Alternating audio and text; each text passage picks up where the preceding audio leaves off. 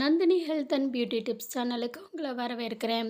இன்றைக்கி நம்ம இந்த பதிவில் பார்க்க போகிறது ரொம்ப ரொம்ப முக்கியமான ஒரு பதிவுங்க. என்னன்னா, மாதத்தில் 2 முறை பெண்களுக்கு மாதவிடாய் வரும். அது நிறைய பேத்துக்கு இந்த பிரச்சனை இருக்குது.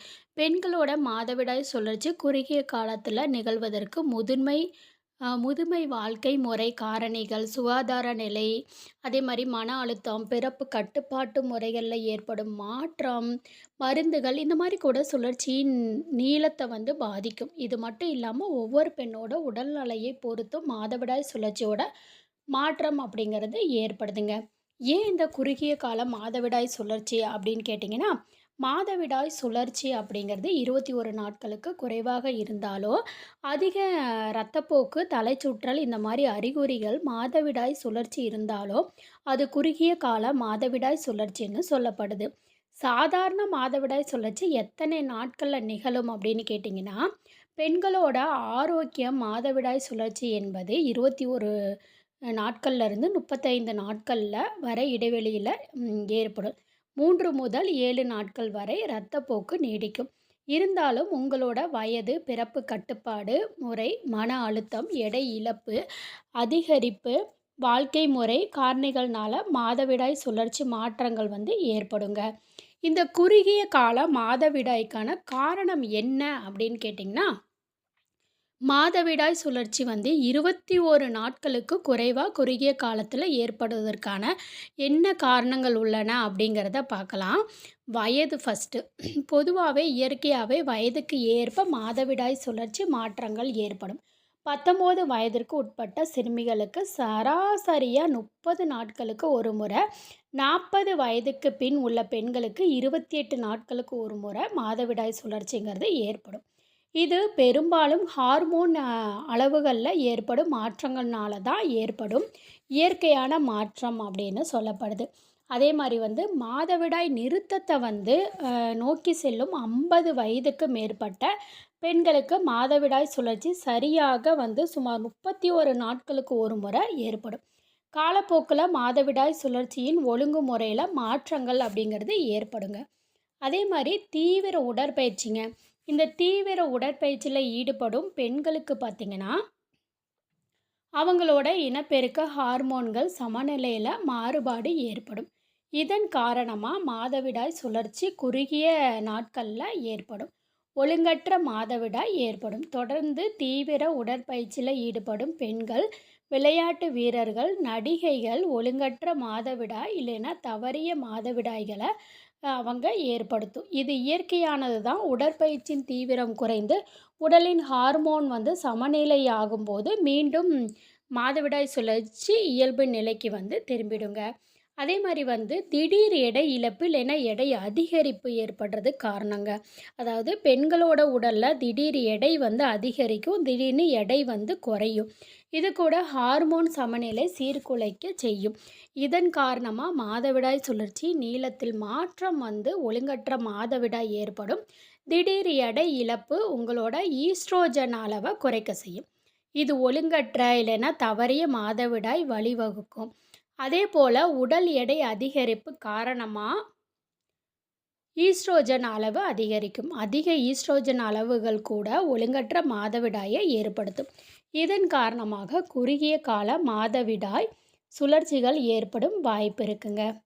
இதே பிறப்பு கட்டுப்பாட்டு முறைகள் அப்படின்னு எடுத்துக்கிட்டிங்கன்னா, பிறப்பு கட்டுப்பாடு முறைகள் பின்பற்றுவது கூட மாதவிடாய் கால நாட்களில் சுழற்சியை குறைக்கும்.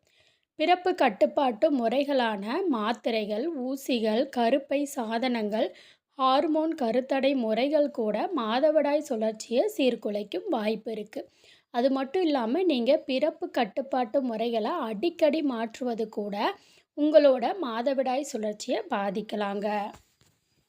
அதே மாதிரி தைராய்டு பிரச்சனைகள், அதிகப்படியான தைராய்டு சுரப்பி இல்லைன்னா செயலற்ற தைராய்டு சுரப்பி பிரச்சனைகள் கூட மாதவிடாய் குறுகிய நாட்களில் ஏற்படுவதற்கு காரணமாக அமையும். தைராய்டு அளவை எளிய இரத்த பரிசோதனையின் மூலம் கண்டறிந்து அதற்குரிய சிகிச்சை எடுத்துக்கொள்வது உங்களோட ஒட்டுமொத்த உடல் ஆரோக்கியம், இனப்பெருக்க ஆரோக்கியத்துக்கு ரொம்ப ரொம்ப நல்லதுங்க. அதே மாதிரி பொதுவாக கருத்தரித்த 10லேருந்து 14 நாட்களுக்கு அப்புறம் கருப்பையில் எண்டோமேட்ரியத்தில் பதியும் போது இரத்தப்போக்கு ஏற்படும். இதை உள்வைப்பு இரத்தப்போக்குன்னு சொல்லுவாங்க. இந்த இரத்தப்போக்கு பொதுவாக உங்களோட மாதவிடாயின் அதே நேரத்தில் நிகழ்வதனால அதை நீங்கள் மாதவிடாய் அப்படின்னு வாய்ப்பு உள்ளது. அதே மாதிரி பாலூட்டும் தாய்மார்களுக்கு குறுகிய கால மாதவிடாய் சுழற்சி இல்லைன்னா தவிர்க்கப்பட்ட மாதவிடாய் சுழற்சி ஏற்படுவது பொதுவானது தான். அண்ட விடுப்பை தூண்டும் இடப்பெருக்க ஹார்மோன்களை குழந்தைக்கு பாலூட்டும் நிகழ்வு அடக்கும். இதன் காரணமாக மாதவிடாய் சுழற்சி ஏற்படாது. இல்லைன்னா குழந்தைக்கு பாலூட்டும் வரை மாதவிடாய் சுழற்சிகள் குறுகிய காலத்தில் ஏற்படுங்க. அதே என்டோபிக் கர்ப்பம் அப்படின்னா கருவுற்ற முட்டை கருப்பைக்கு வெளியே கருக்குழாயில் தங்கி விடுவதை தான் என்டோபிக் கர்ப்பம்னு சொல்லுவோம். இந்த கர்ப்பப்பை தக்க வைத்து கொள்ள முடியாது. இது கருத்தரித்த பெண்ணுக்கு கடுமையான உடல்நல பிரச்சனை உண்டாகும். என்டோபிக் கர்ப்பம் நிகழ்வதனால மாதவிடாய் சுழற்சி மாற்றங்கள் ஏற்படும். குறுகிய நாட்களில் மாதவிடாய் ஏற்படுவது இல்லைன்னா தொடர்ந்த இரத்தப்போக்கு நிகழ்வு எண்டோபிக் கர்ப்பத்தால் நிகழக்கூடியதாக இருக்குங்க. அடுத்தது ரொம்ப முக்கியமானது இந்த மன அழுத்தம். பெண்களோட மன அழுத்தத்தினால பாதிக்கப்படும் போது அவங்க அட்ரினல் அப்படிங்கிற சுரப்பி கார்டிசோல் அப்படிங்கிற ஹார்மோனை வெளிப்படுத்தும்.